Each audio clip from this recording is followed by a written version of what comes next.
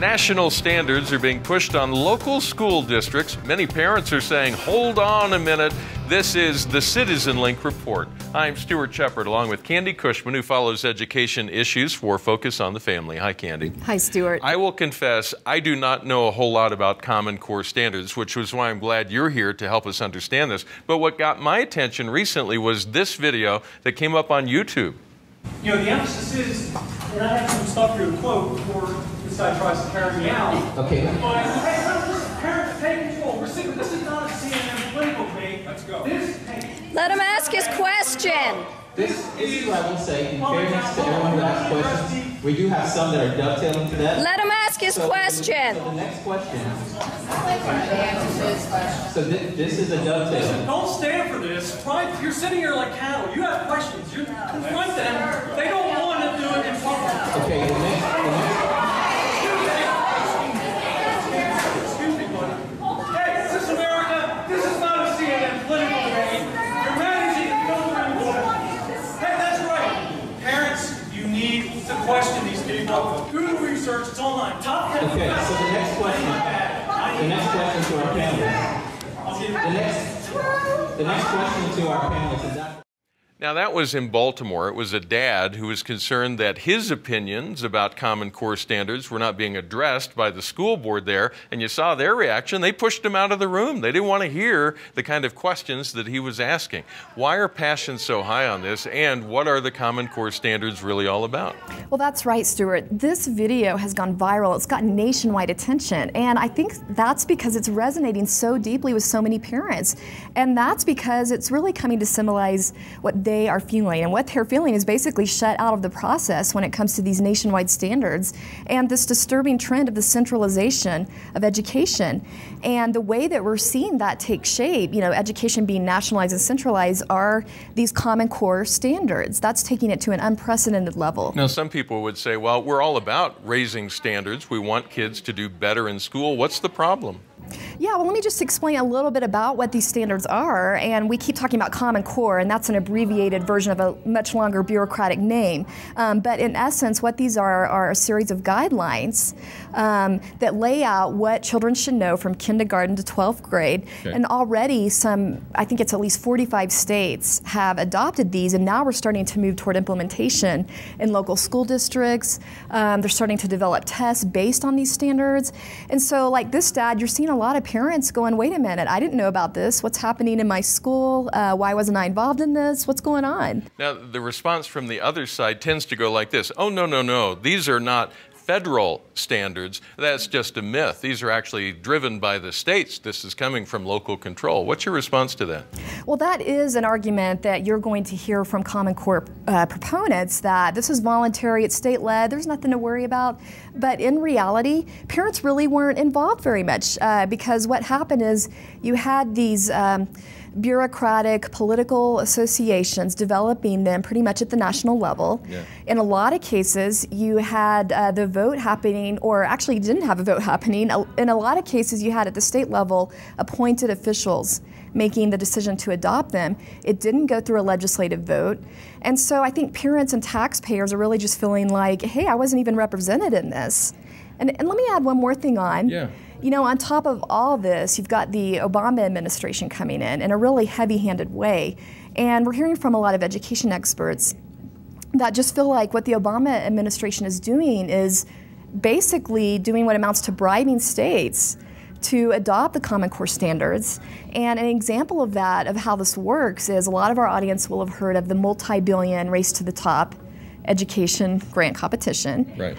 And so if states committed to adopting national standards that are being utilized by multiple states across the country, they get extra points. You know, they got extra points or a better chance of winning these grants. And so really the only thing that fit that description or fit that bill was Common Core. It's really the only game in play at that point. Right. So that's where people are concerned about unprecedented federal overreach into education in local schools now. So help me understand if I'm understanding this, and that is the federal government didn't develop the standards, but it is backing this set of standards that were developed nationally, but outside the purview of local parents. Now, and again, help me, I think I'm getting this now a little better. Traditionally, historically, historically, school districts have been run locally.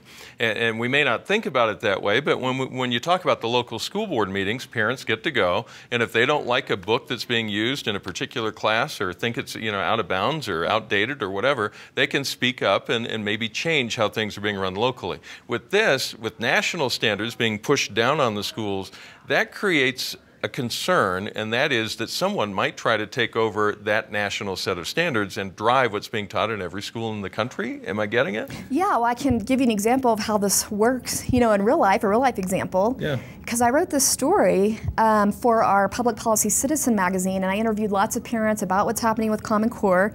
And one of the parents I talked to was a mother of 4 in Indiana. And the way she found out about Common Core, because she didn't hear about it any other way, was that her 3rd grade age daughter's math homework started mysteriously changing. Yeah. And it went from emphasizing more of rigorous practice with mathematical equations into what the mom felt like was really a form of fuzzy math.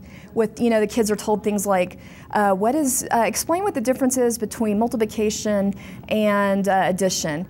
Draw a picture of this math theory. And she really felt like her daughter wasn't being helped by not practicing, traditional math. Right. And so she went to a school board meeting, and lo and behold, there were a lot of other parents that were concerned too, and they were there. And I won't go into all the details because you can read about it. It's really interesting in the Citizen magazine article.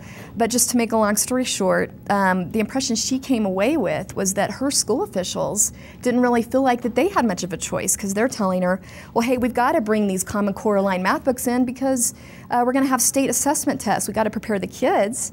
And you know what? A really significant thing in that is that was a private school. Oh. Yeah, and so it's really important to realize that we've also had announcements that the SAT, the GRE, they're going to be aligned to Common Core, and so you've got to start asking some serious questions about how is this going to impact private schools, like what this mom experienced. What about homeschoolers? Right, exactly. If you subscribe to Citizen Magazine, just look for the October issue. That's got Candi's article in it. We're going to put a link to her article in the summary, the description of this video, the text underneath it. If you look for that, you can click on that, link straight to the article and read it. We also encourage you to subscribe to Citizen Magazine if you don't already. It's a focus on the family product.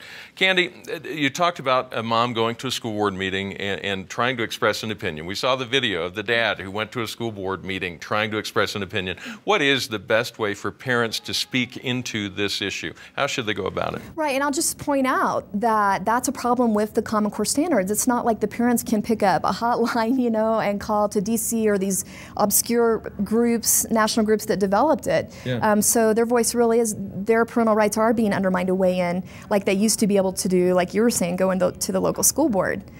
So I think we have to look at what is the right solution, because there are real education problems that we all need, we all know need to be addressed. So what's the right solution?